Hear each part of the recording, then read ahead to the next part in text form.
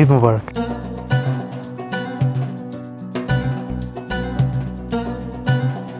প্রবাস জীবন মানেই এর ভেতরে লুকিয়ে থাকে হাজারো না বলা গল্প, পরিবারকে মিস করার কষ্ট আর উৎসবের দিনগুলোতে নিঃসঙ্গতার দীর্ঘশ্বাস। ঈদের আনন্দ যখন দেশে পরিবার পরিজনের সঙ্গে ভাগাভাগি করে হয়, ঠিক তখনই পৃথিবীর নানা প্রান্তে অসংখ্য প্রবাসী হাসি মুখে লুকিয়ে রাখেন তাদের একাকিত্ব।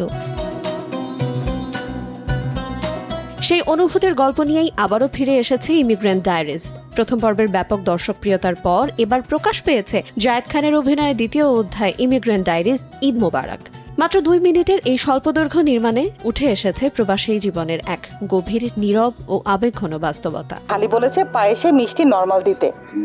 তুমি এখানে থাকলে তো মিষ্টি কম খাও, এখন তুমি এখানে নাই তাই সবকিছুতেই মিষ্টি দিতে বলে বেশি। স্বল্প সময়ের উপস্থিতিতেও চিত্রনায়ক জায়েদ খান নিজেকে হাজির করেছেন একেবারে ভিন্নভাবে। সংযত ও পরিণত অভিনয়ে চরিত্রের আবেগকে তিনি জীবন্ত করে তুলেছেন পর্দায়। একজন শিল্পী সঠিক নির্মাণে কতটা নতুনভাবে ধরা দিতে পারেন, এই কাজটি যেন তারই প্রমাণ।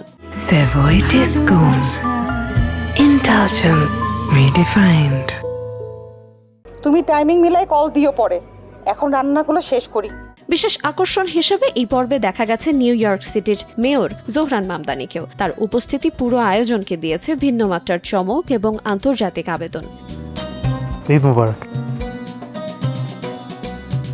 প্রথম পর্বের মতো এবারও নির্মাণে ছিলেন জন কবির ও সাদ আল আমিন। তাদের নির্মাণ শৈলীতে খুব সাধারণ কিছু মুহূর্তই হয়ে উঠেছে দর্শকের হৃদয় ছুঁয়ে যাওয়ার মতো।